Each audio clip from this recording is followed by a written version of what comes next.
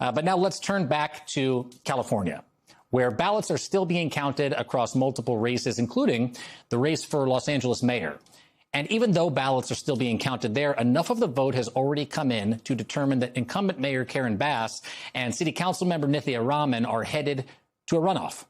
Raman overtook reality star turned wannabe politician Spencer Pratt for second place on Sunday, and the gap between them has been widening ever since. As for Spencer Pratt, he's clearly taken it well, I guess. Hey, morons, I didn't get in this for political power. I got in this to expose this corrupt machine, and nothing has changed. You enjoy your worthless meetings in City Hall. Nithya, you have all this information. You're running for mayor. Show what you're really about, or get the out of the race. I'm going to be lighting you up every single day, and now I don't have to worry about offending CNN viewers. I don't have a campaign laws hamstringing me now. It's war. It's 0 hour for Los Angeles. Oh, boy. Oh, boy. Pratt posted that to social media yesterday, and while he seemed to accept the results, it's just the latest attempt, albeit probably the most unhinged attempt, at undermining these primaries. It is a page straight out of President Trump's Big Lie handbook. He has also been piling on, throwing out unsubstantiated accusations about voter fraud here in the California primaries. Trump has been posting stuff like, quote, "Not possible for Spencer Pratt to have lost the LA runoffs after the big lead he had. Third world nation, rigged elections." Rick Grenell, President Trump's former acting director of national intelligence, current special missions envoy, whatever that is, also started peddling conspiracies as well. Quote, "The one party controlling everything in California hasn't been challenged like this. The corruption is everywhere."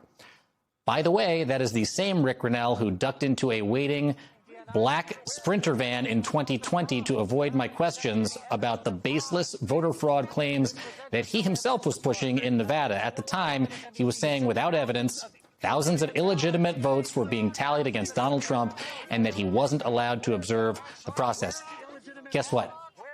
He was wrong. The list of those crying fraud goes on because none of this is new for this president or his allies, nor is it surprising at all. But what they appear to be laying out should worry all of us. We've seen this film before. This does not just affect California, and they are setting the stage to undermine and possibly subvert the midterm elections. It is so important to understand the specific process that this president is actively trying to undermine. If you're registered to vote in California, you automatically get a vote-by-mail ballot before Election Day. I got one. You can either drop it off at a polling station or you can mail it, and it must be counted by law if it's postmarked by Election Day. Yeah, is it tedious? Does it take time? Sure. Why? One, because California has these generous voting access laws. And two, because there are a ton of voters in Los Angeles and in California. LA is the largest election jurisdiction in the country, more voters than 41 states. And California has more registered voters than any other state in the union. But the process has always been highly accurate and transparent. I went there to show my respect to the poll workers showing up to do this increasingly thankless job as the president was sowing the seeds of doubt in the process. I saw it for myself in real time. It is painstaking. It is slow. It is deliberate. Guess what? It's live streamed. You can watch it around the clock. There are cameras recording everything. There is an open observer loop. Anybody can walk in to see what's happening, be it Spencer Pratt or Nithya Raman or Karen Bass or you or me or President Trump himself. As Lawrence O'Donnell pointed out as I was talking to him about all this, the walls are glass. It literally could not be more transparent. Donald Trump's own Department of Justice sent one of its attorneys to walk through that LA ballot processing center, and so far, what a shock, has nothing to report. And while all of this sounds a lot like the president's baseless election fraud playbook from when he lost in 2020, it's different too. Why is it different? Because unlike 2020, this administration is now chock full of loyalists and election deniers. Inside the White House, inside the Department of Justice, inside the Defense Department, which means that there are little to no checks on any of the efforts to undermine results like those results the president doesn't like. And here's another reason that this should worry all Americans, not just Californians. The Supreme Court of the United States is weighing a case that could have far-reaching consequences, that could limit mail-in voting across our entire country. So again, is this all by design? Is this the White House blueprint for the upcoming midterms? Cry conspiracy when Donald Trump's party loses, pat themselves on the back if his party wins. California is the largest test so far this election cycle, but will it be the last one? Joining me now, Los Angeles mayoral candidate Nithya Raman. She is a member of the Los Angeles City Council. Nithya, it's so good to see you. Thank you so much for being here. Thank you so much for having me. Council member, I want to start with this new video from Spencer Pratt. I called it unhinged, and get your response to this specific portion of it. Take a look. We have some recordings of one of your exalted candidates doing and saying something that would make her resign in shame. I was saving it for the general election. Go ahead and pick your demon, certify your choice, and then you get to see it. So Karen, Nithya, ask yourself, is it possible that one of your employees may have a recording of you doing or saying something that would force you to resign in disgrace? Hope you sleep well at night over the next 5 months. Do you have any idea what he's talking about? No, and that's quite a concession speech. If that was what it was.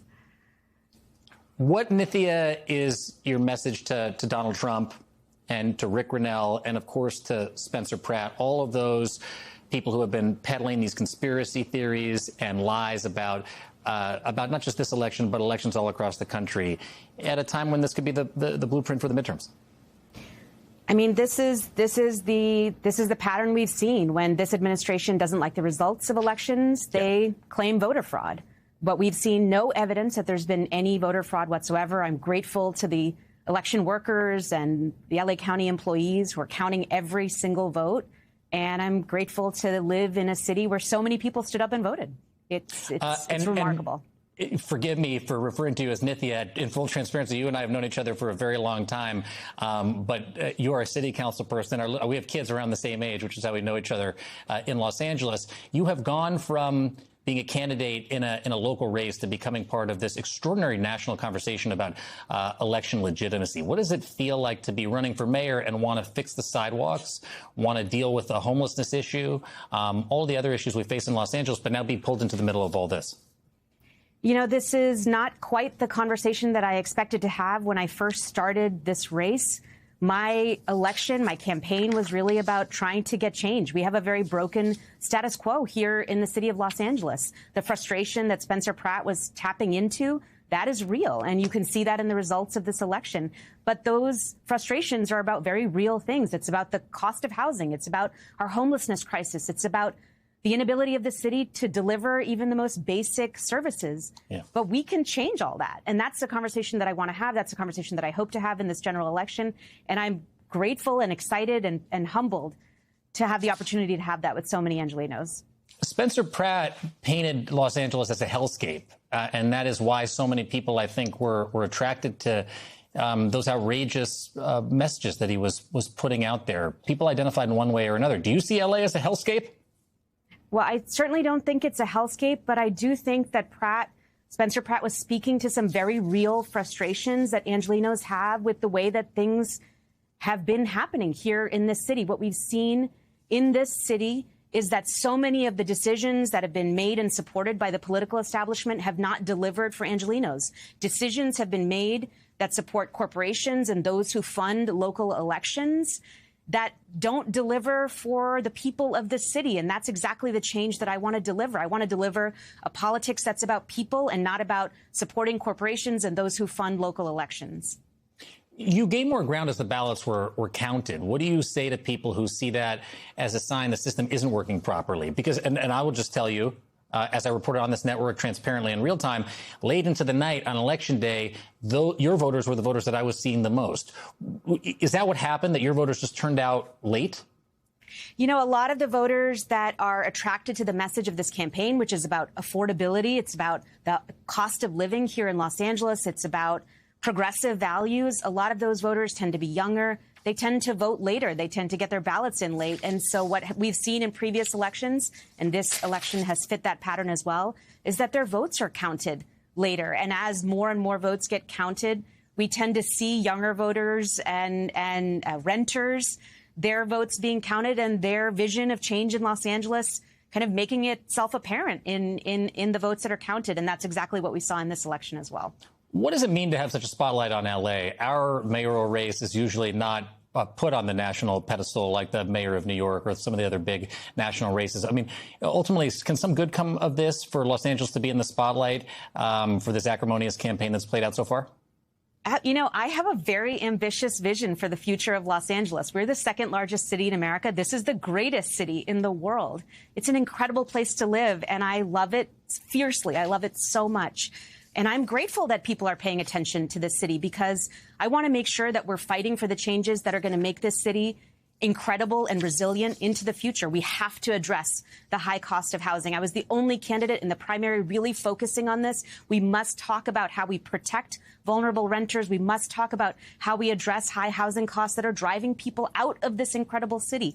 I moved here to Los Angeles because it was a place of opportunity. And I know so many people across this city moved to this city because it was a real place of opportunity. But if it's so expensive to live here, people will leave. And I think the national spotlight can force us to address those issues that are making this city a more challenging place to live and can force us to grapple seriously with the things that I think we need to in order to step into our rightful place. It is going to be such an important mayoral election between you and Mayor Bass, a real test of ideas and your connections with the people of Los Angeles. We're excited to follow it, and I'm so grateful, council member, that you came here on our inaugural episode. Los Angeles mayoral candidate and city council member Nithya Raman, thanks so much for being here. Thank you so much for having me.